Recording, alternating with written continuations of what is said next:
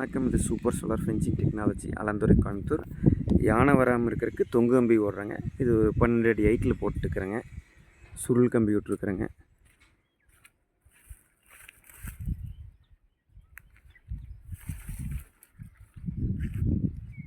இது மொத்தம் ஒரு 5 ஏக்கரா பூமிங்க. சுற்றி வருதுங்க. சோலார் ஸ்டாண்ட் இதெல்லாம் இங்கே மாட்டியிருக்குறேங்க.